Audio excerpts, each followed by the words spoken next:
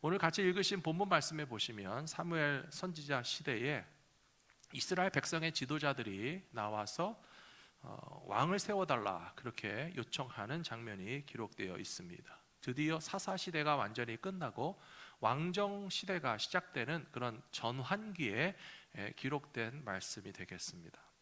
지금 우리가 살고 있는 이 세상에도 많은 변화가 일어나고 있습니다. 코로나 이전과 코로나 이후는 완전히 달라질 수밖에 없습니다. 오늘 장로님도 기도하시면서 우리 마스크 쓰지도 않고 손을 잡을 수도 있고 끌어안아 줄 수도 있을 때가 얼마나 좋았는데 그때는 그때가 좋은 줄도 모르고 그냥 세월을 다 보냈기 때문에 얼마나 아쉽고 또 그런 날이 빨리 왔으면 좋겠다 하는 마음이 있으실 텐데요.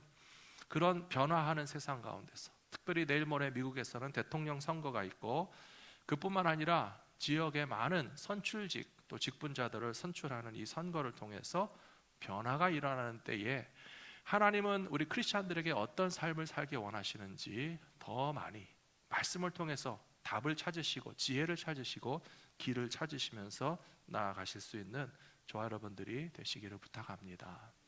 첫 번째로 하나님께서는 이 세상의 질서를 책임지도록 지도자들을 하나님이 세우신다라고 하는 사실입니다. 오늘 읽어드린 사무엘상 8장 3절에 보시면 그의 아들들이 자기의 행위를 따르지 아니하고 이익을 따라 뇌물을 받고 판결을 굽게 하니라 한 내용이 기록되어 있습니다. 이 아들들이 누구의 아들인가 하면 바로 사무엘 선지자의 아들입니다. 그래도 사무엘 선지자는 평생토록 믿음의 사람으로서 하나님이 주신 그 말씀의 권위를 가지고 백성들을 공평과 정의로 잘 다스렸습니다. 적어도 사무엘에게만큼은 어떤 실수와 잘못도 없었던 것 같습니다. 참으로 다행한 일인데 그러나 그런 사무엘 선지자의 아들들이라도 그들에게 사사라고 하는 직분을 맡기고 나서 보니 사사는요 영어로 저지라고 되어 있죠. 옛날 성경에는 판관이라고 했습니다. 재판하는 그런 어떤 사법부의 역할도 감당하는 것이 사사, 저지, 이 판관들의 역할인데 그들이 이익을 취하기 위해서 재판을 불공정하게 했다는 사실이 여러 번 드러나게 됨으로써 백성들의 지도자들이 실망했고 결국은 왕이 필요하다라고 하는 것을 주장하는 데 이르게 되었습니다. 이 세상에서 어떤 권력을 가진 사람들은 누구나 다 유혹과 시험이 찾아올 수밖에 없습니다. 본래부터 나쁜 짓을 하려고 재판관이 되거나 지도자가 되는 사람들은 별로 없습니다. 처음에는 선한 의도로 내가 재판장도 되고 내가 지도자도 되고 내가 백성들과 공동체를 위해서 일하겠다라고 하는 순수한 마음으로 시작했는지 모르지만 그러나 권력을 가진 사람들에게는 착한 사람들만 찾아오는 것이 아니라 나쁜 사람들이 더 많이 찾아와서 유혹합니다. 우리말에 학연, 지연, 혈연이라는 말이 있죠. 혈연, 가족이 부탁하는데 거절하는 게 쉽습니까?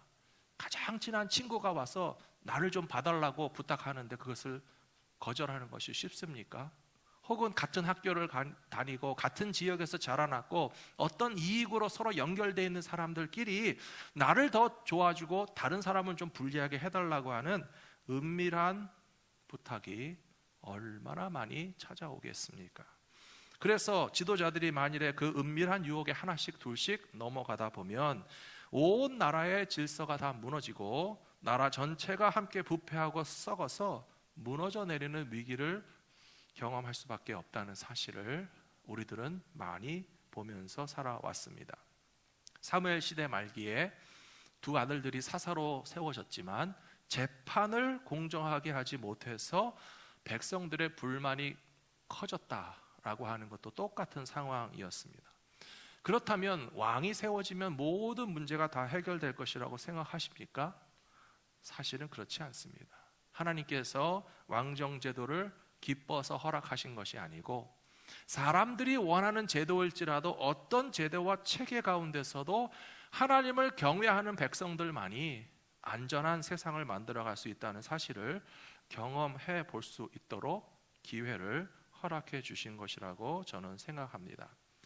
성경에서 말하는 아주 중요한 진리 중에 하나는 이 세상의 모든 지도자들은 하나님이 세우신다는 사실입니다. 믿으십니까? 성경에 그렇게 돼 있어요. 우리가 마음에 드는 대통령이라고 해서 하나님이 세우셨고 내 마음에 들지 않은 대통령은 하나님이 안 세우셨다, 그렇게 주장할 수 없어요.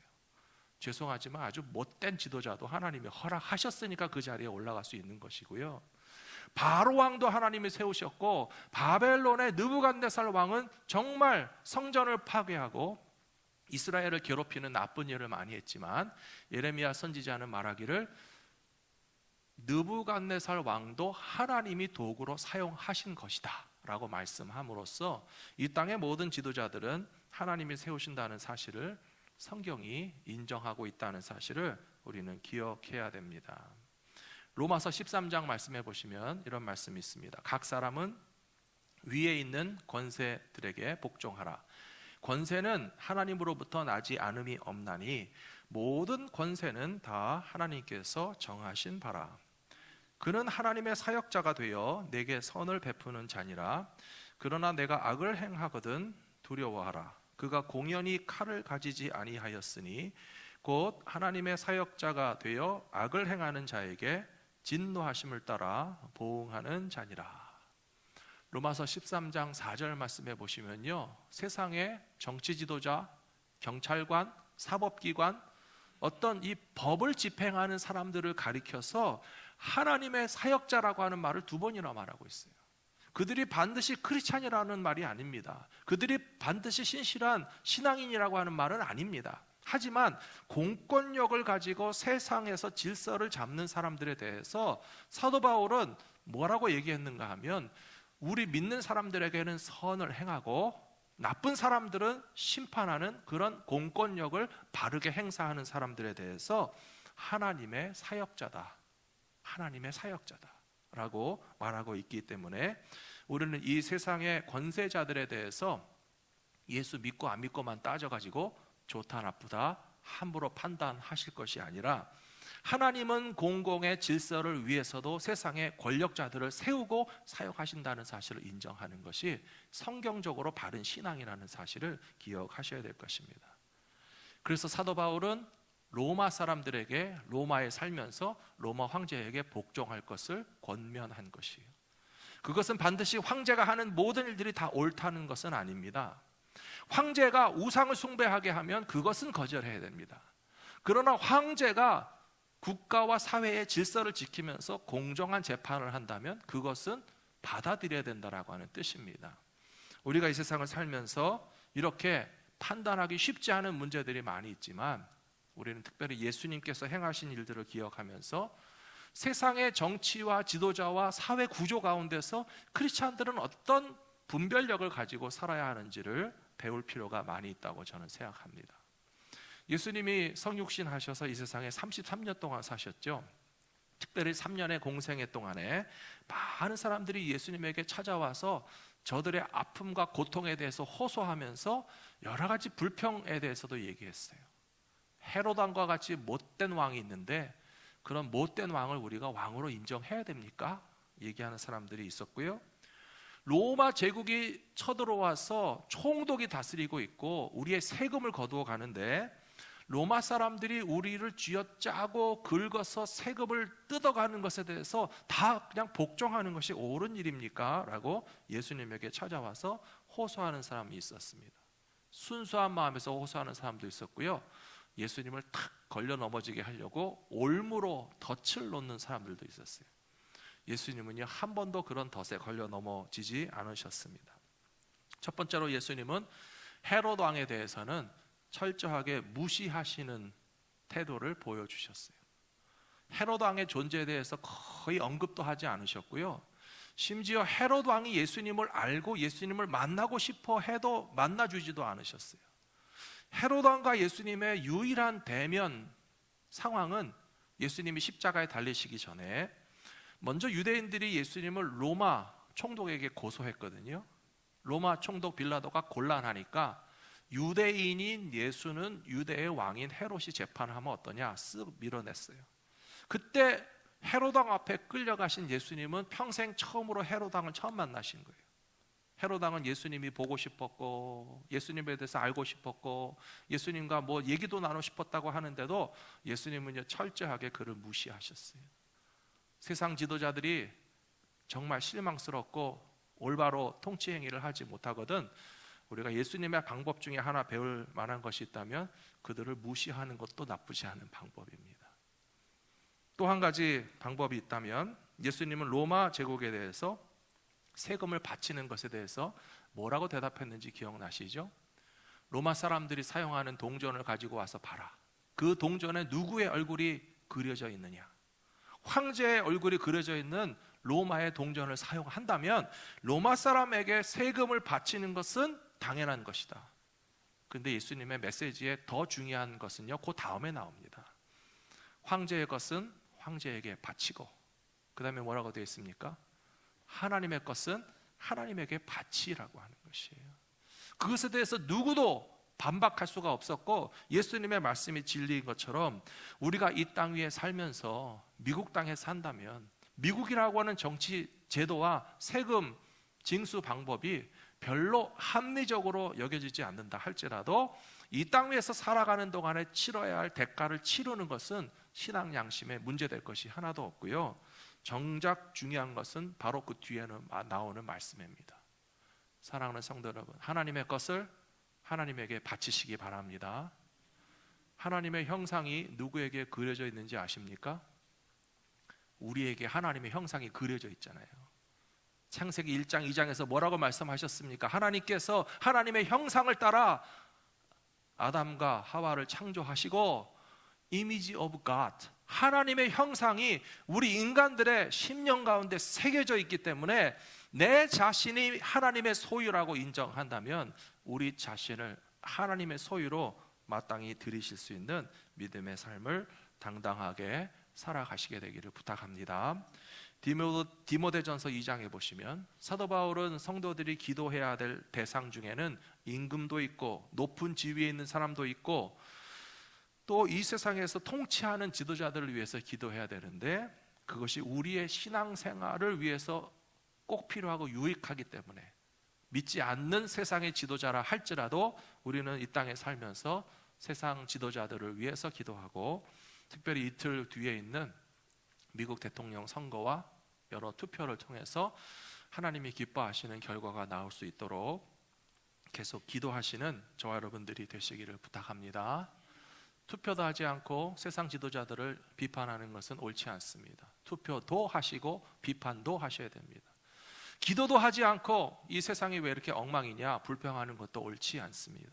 세상에 잘못된 것을 판단할 수 있는 눈을 가지신 분들이라면 그 모든 것들을 위해서 다스리시는 하나님 앞에 더 간절한 마음으로 기도하시는 믿음의 백성들이 되셔야 할 줄로 믿습니다.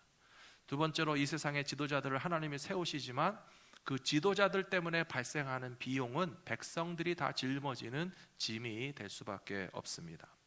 사무엘 선지자가 왕을 세워달라고 부탁했을 때 반대한 이유는 두 가지가 있다고 생각합니다. 첫 번째는 물론 하나님이 우리의 왕이신데 하나님 말고 우리에게 또 무슨 인간의 왕이 필요하냐, 신정 정치를 통해서 하나님이 직접 다스리시는 데 있어서 사무엘은 일종의 대행하는 역할을 했을 뿐이지 사사나 선지자가 왕도 아니고요, 하나님은 물론 아니고요, 하나님이 직접 다스리시는 것을 순종하고 따라가도 온 백성이 믿음으로 바로 살면 큰 문제되지 않는다라고 생각하는 것이 사무엘 선지자의 생각이었습니다. 그런데 사람들은요, 뭔가 새로운 제도를 만들고 뭔가 새로운 인물이 세워지면 그 제도와 인물을 통해서 모든 것이 다 잘 될 줄로 기대하는 좀 지나친 이상주의가 있는 것이 사실입니다. 두 번째로 사무엘이 왕정 제도를 반대한 이유는 실제적으로 있어서 많은 비용이 발생할 것이고 그 많은 비용과 희생의 대가를 치르면서도 굳이 왕정 제도를 세워야겠느냐라고 권면한 것이었습니다. 잘 아시는 것처럼 평민들 가운데서 왕이 세워지면 어떻게 해야 되겠어요? 왕궁도 지어줘야 되겠죠. 왕의 신하들도 생기겠죠. 게다가 왕은요, 많은 세금을 거두어서 군대를 운영하게 되어 있습니다. 전쟁이 터졌을 때 나가서 싸우는 사람들과 항상 군대가 상비군으로서 유지되면서 그들을 훈련시키고 먹이고 징병한 군인들을 먹여 살리면서 국방비를 사용하는 것이 한국이나 미국에서 얼마나 많은 세해 부담이 되는 거 아시잖아요. 군대를 운영하기 위해서 아들들은 전쟁터에 나가야 되고 딸들은 왕궁의 시녀로 가서 봉사해야 되고 백성들은 무거운 세금을 다 바치면서 이 왕정제도를 운영하는 것이 과연 합리적이고 지혜로운 방법이 되겠느냐 권면했음에도 불구하고 백성들은 참 어리석습니다. 무조건 왕을 달라, 왕을 달라, 왕을 달라 때를 썼어요. 사랑하는 성도 여러분, 이 세상의 모든 정치 제도는 완벽한 것이 하나도 없습니다. 이미 왕정 시대는 이 사사기 시대부터 시작되어서 주변에 다른 나라들은 다 왕이 있다는 거예요. 남의 나라에 왕이 있는데 왜 우리는 왕을 가지면 안 됩니까? 라고 하는 어리석은 생각을 가지고 떼쓰는 시대가 있었지만 지금 우리가 살고 있는 시대는요, 왕정 제도가 거의 사라진 시대예요. 혹시 왕이 있어도, 우리 조선시대에는 임금님이 계셨지만 대한민국에 왕이 없다고 나라가 안 됩니까? 나라가 없어서 아쉽다고 생각하는 사람 아무도 없어요.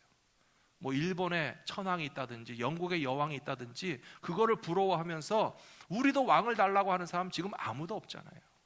이 인간이 세운 제도라고 하는 것은 하나님이 사용하시는 방법, 여러 가지 방법 중에 하나일 뿐이고 그 백성들의 마음과 지도자들의 마음이 더 중요하다는 사실을 우리는 잘 알고 있습니다. 열왕기상 12장 11절에 보시면 이런 말씀이 있습니다. 내 아버지께서 너희에게 무거운 멍에를 매게 하셨으나 이제 나는 너희의 멍에를 더욱 무겁게 할지라. 내 아버지는 채찍으로 너희를 징계하였으나 나는 전갈 채찍으로 너희를 징계하리라. 이 말은 누가 한 이야기인가 하면요, 솔로몬의 아들이었던 르호보암이 한 말입니다. 솔로몬의 아들 르호보암이 아버지의 뒤를 이어서 이스라엘의 네 번째 왕이 되었는데 젊고 경험이 없는 이 철없는 젊은 왕이 한다는 소리가, 우리 아버지 솔로몬은 여러분들을 위해서 많은 공사를 시키고 세금도 많이 거두고 백성들이 힘들게 한 것이 사실인데 나는 더 힘들게 하겠다, 이렇게 철없는 소리를 하고 있어요. 우리는 성경을 통해서 잘 알고 있습니다. 솔로몬이 성전을 건축한 기간이 몇 년이었습니까? 7년 동안 건축했거든요. 7년 동안 먼저 성전을 건축했고 그 다음에 솔로몬 자기 자신을 위해서 왕궁을 건축했는데 그 왕궁 건축은 13년이 걸렸어요. 도합 20년 동안이나 이스라엘 백성들은 처음에는 기쁜 마음으로 했어요. 필요한 줄 알았어요. 다윗 왕으로부터 우리가 예루살렘에 성전을 져야 된다, 얼마나 다 믿음으로 협력했겠습니까? 하지만 기쁨으로 협력해도요, 그 성전 건축 7년 하는 동안에 이스라엘 백성들은 힘들었어요. 전국에서 백성들을 차출해서 계속 노역에 봉사해야 됐고 세금을 바쳐야 됐고 왕궁까지 지으면서 20년 동안이나 이스라엘 백성들이 힘든 일을 하면서 나라를 세우기 위해서 애썼으면, 그 다음에 르호보암 왕이 좀 지혜가 있었다면 그렇게 하지 않았을 것입니다. 국민 여러분, 얼마나 고생 많으셨습니까? 우리 아버지 솔로몬 왕 때 여러분들이 충성하여서 성전도 건축하고 왕궁도 건축하느라고 애를 많이 쓰셨으니까 저는 여러분들의 부담을 좀 덜어드리겠습니다. 여러분들이 고생한 것에 대해서 정말 감사하게 생각합니다. 하나님이 이 백성을 사랑하시듯이 저도 이 백성을 사랑하는 왕이 되겠습니다. 그랬으면 아마 이 르호보암 왕은 인기가 확 올라갔을 거예요. 근데 참 경험이 없고 어리석어서 한다는 소리가 뭐라고 그랬다고요? 우리 아버지는 무거운 멍에를 매게 했지만 나는 더 무거운 멍에를 매게 하겠고, 우리 아버지가 채찍으로 여러분을 다스렸으면 나는 전갈 채찍으로 다스리겠다고 하니까 결국 어떻게 됐나 하면요, 12개 지파 가운데서 10개 지파가 반역하고 독립해버렸어요.